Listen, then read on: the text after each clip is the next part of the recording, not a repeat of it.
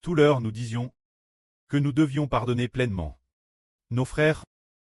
Pierre a demandé au Seigneur, Seigneur, si mon frère pêche contre moi, combien de fois dois-je lui pardonner? Jusqu'à 7 fois. Est-ce suffisant? Le Seigneur a dit, ce n'est pas suffisant. Mais juste 70 fois 7 fois, lorsque le frère Eschbert expliquait cela. Il a dit, parce que, nous les frères et sœurs, devenant frères et sœurs, devenant enfants croyants du Seigneur, sommes extrêmement précieux aux yeux du précleste.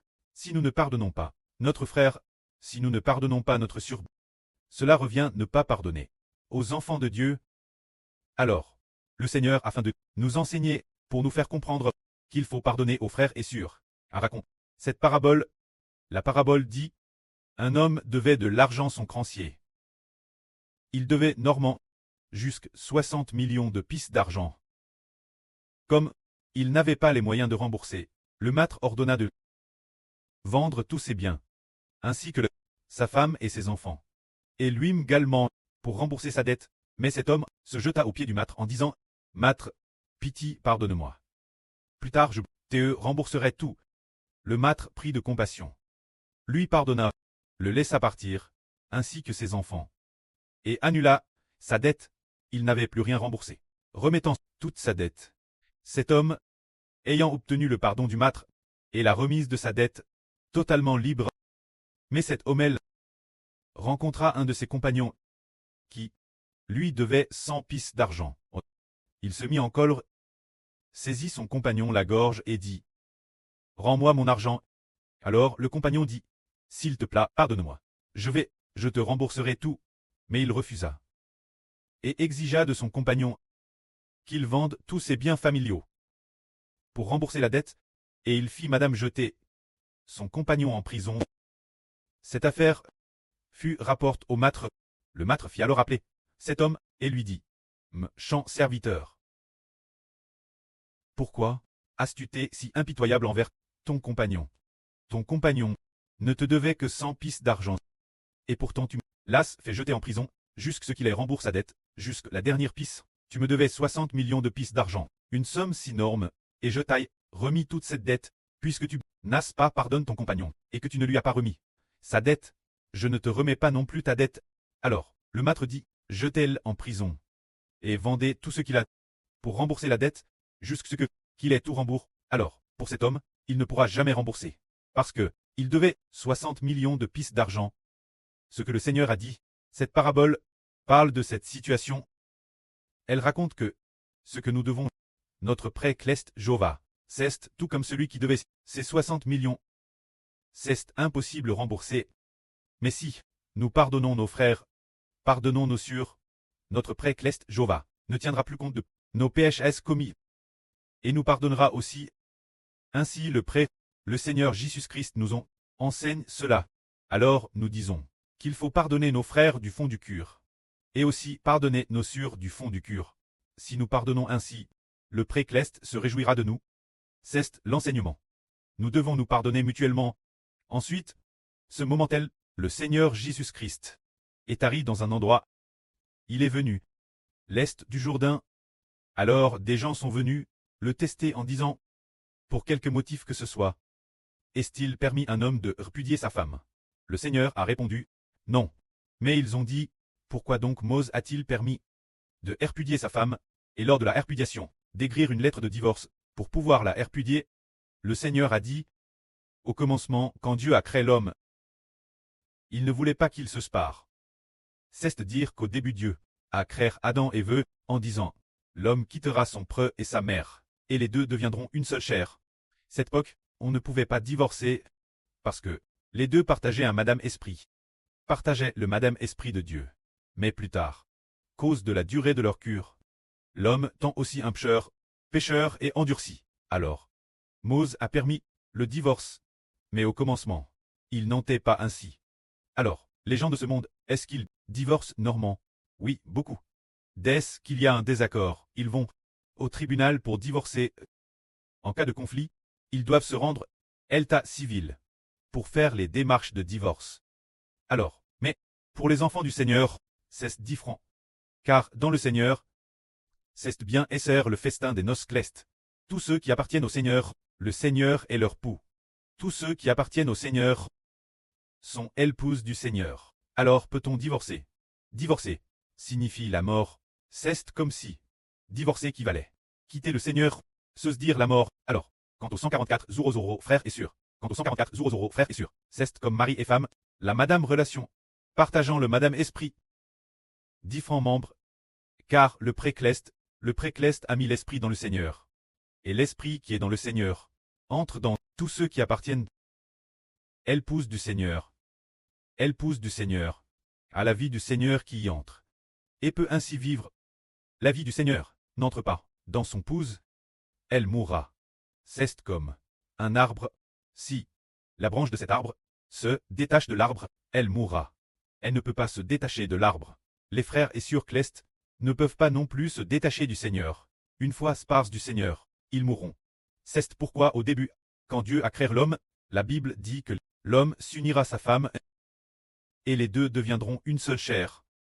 Les deux personnes, comme un seul corps. Par exemple, lors de la création d'Ève, elle a été faite partir de l'une des séteuses d'Adam. Alors, la CTE était l'intérieur d'Adam. Alors, prendre une CTE de son corps et la jeter, est-ce possible? Non. C'est pour cela que l'homme ne peut pas divorcer. Mais les gens du monde qui divorcent, ce sont les affaires du monde. Mais ceux qui appartiennent Dieu, dans le Seigneur Jésus, marient au Seigneur Jésus, marient au Seigneur Jésus. Peuvent-ils quitter le Seigneur? Ils ne peuvent pas quitter le Seigneur. Quitter le Seigneur, c'est comme une branche qui meurt en quittant l'arbre. Si nous quittons le Seigneur, nous mourrons, mais les gens du monde de Satan, puisqu'ils n'appartiennent pas au Seigneur, alors, ils n'appartenaient pas au Seigneur. Ces gens du monde de Satan, ils vont souvent divorcer, mais nous sommes mariés au Seigneur. Nous tous, ne quittons pas le Seigneur, parce que la vie est dans le Seigneur. Marient au Seigneur Jésus, pour ne plus jamais le quitter. Par exemple, si nous demandions la sur Jaowan, maintenant la sœur est devenue épouse du Seigneur, eh bien Esther aussi, épouse du frère Zibo. Est-ce que la sœur comprend que quitter le Seigneur c'est la mort? Oui, alors peut-on le quitter? On ne peut pas le quitter. On ne peut pas le quitter. Le suivre de PRS, alors le Seigneur quittera-t-il la sœur? Il ne peut pas la quitter non plus. Le Seigneur a déjà été crucifié. L'avance. A donne sa vie. Pour que nous le frères et sœurs clestes ayons la vie. Le Seigneur a déjà offert sa vie, alors nous ne pouvons pas non plus s'éloigner du Seigneur. S'éloigner du Seigneur revient abandonner la vie. C'est pourquoi ceux que Dieu a unis ne peuvent pas être séparés. C'est dire l'union de Dieu. Alors autrefois, Dieu a uni Adam. Et maintenant, puisque le mariage du monde n'est pas uni par Dieu, mais le mariage dans le Seigneur est uni par Dieu. Dieu a marié les enfants clestes au Seigneur Jésus. Car, il est dit dans l'Apocalypse, viens, vois l'épouse de l'agneau. On voit alors 144 Zurozoro personnes le suivre de PRS, alors, ils ne le quitteront jamais. Nous pouvons quitter les maris, femmes, enfants de la terre, les parents, frères et sœurs, les quitter pour suivre le Seigneur. Cela signifie que ceux que le précleste Jova a unis ne peuvent pas être séparés. Si l'on s'obstine par eux, ce ne peut être que la mort. C'est vouloir la mort, quitter le Seigneur, moins que ce ne soit ainsi. Alors, tous ceux qui quittent le Seigneur doivent mourir. Le mariage établi par le précleste ne pourra jamais être séparé. Se dire le royaume des cieux. Dieu a établi que notre mariage, dans le Seigneur Jésus, ne puisse être rompu. Au contraire, nous devons abandonner notre famille charnelle pour épouser le Seigneur Jésus-Christ, pour toujours et jamais. Ainsi, on a de la sagesse. C'est cela la question du mariage. Quant au mariage du monde, les relations, le frère Hébert n'en parlera pas, mais parlera d'épouser le Seigneur Jésus-Christ. Car la plupart des frères et sœurs ont déjà quitté leur famille pour se tourner vers le Seigneur. Tout leur esprit tourne vers le Seigneur. Alors l'amour dans le Seigneur est bien plus grand que cet amour conjugal du monde charnel. L'esprit du Seigneur nous console chaque instant. Quand nous sommes faibles, le Seigneur nous aime. Le Seigneur a pitié de nous. C'est ainsi que c'est le plus beau. Ce moment tel, des gens ont apporté des enfants au Seigneur pour qu'il les bénisse. Mais les disciples les ont empêchés, réprimandant ces personnes, ne voulant pas qu'elles viennent au Seigneur. Mais le Seigneur a dit, laissez les enfants venir moi. Ne les en empêchez pas. Car le royaume des cieux et ceux qui leur ressemblent. Je vous le dis en vrai. Si quelqu'un n'accueille pas le royaume de Dieu comme un enfant, il n'y entrera jamais.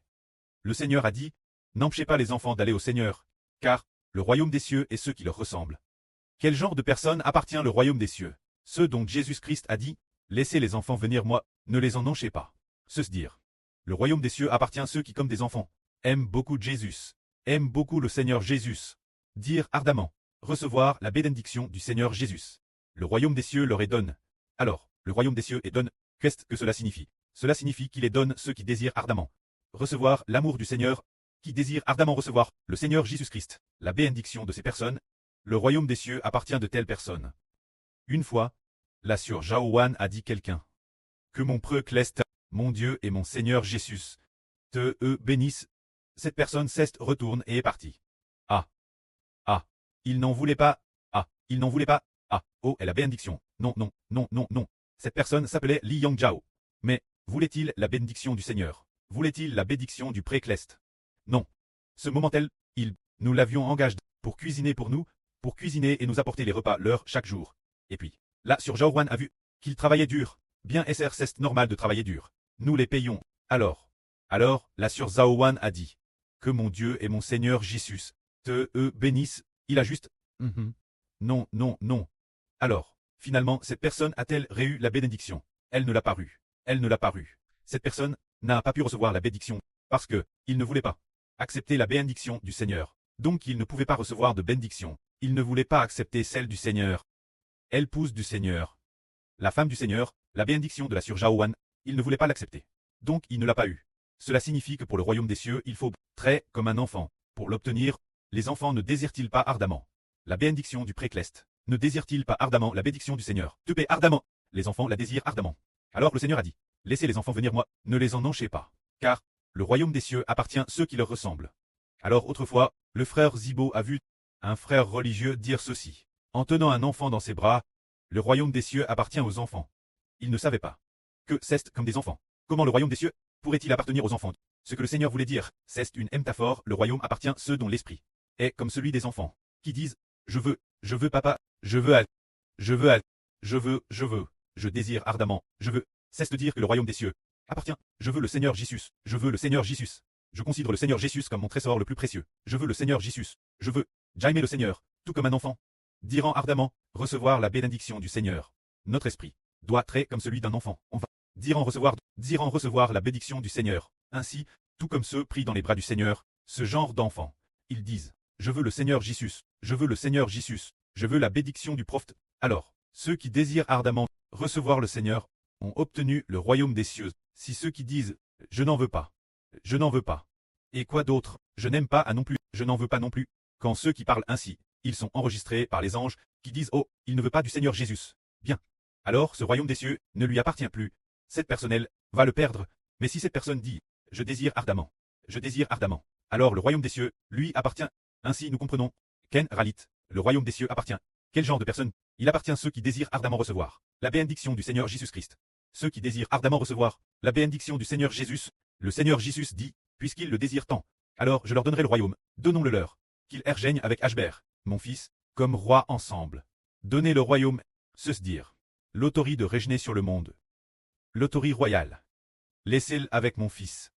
La recevoir ensemble, ceux qui désirent ardemment. L'ont obtenu. Par exemple, il y a une surprise. Hier, nous ne l'avions pas encore annoncé. Le frère Ashbert n'avait pas encore parlé de l'annonce d'aujourd'hui. Alors, vers 15 h de l'après-midi, elle a envoyé un message là sur Jaowan. Elle désirait ardemment créer. Est-ce que le royaume des cieux appartient? Une telle sur... Oui, il appartient. Une telle sur... Ashbert a dit. Ah, comment a-t-elle su? Elle le désire tant. Plus tard, on a découvert. Waouh, cette sur désire tellement cela. Alors, en le désirant ardemment, en ayant ce désir, le royaume des cieux lui appartient. Mais pour ceux qui ne veulent pas du tout, qui ne sont pas disposés, je ne veux pas de la bénédiction de Jésus. Je n'en veux pas. Alors ils risquent de la perdre. Car une fois, pendant la période des baptêmes, il y avait une surprise lorsqu'elle s'est fait baptiser l'année dernière. Cette surprise semblait pourtant Thérèse bien, mais elle a dit, je n'ai que faire d'obtenir un tel statut. Je ne demande madame pas cela. Je ne demande pas des choses comme la lune. Je ne veux madame pas de titre. Toute noblesse, je n'en veux pas. Il me suffit d'être sauve. Et finalement, elle nous a quittés. Nous savons que Ceux qui n'aspirent pas, finalement, n'obtiendront pas. Et ceux qui aspirent obtiendront. Que la gloire soit rendue au prêtre et au Seigneur. Amen.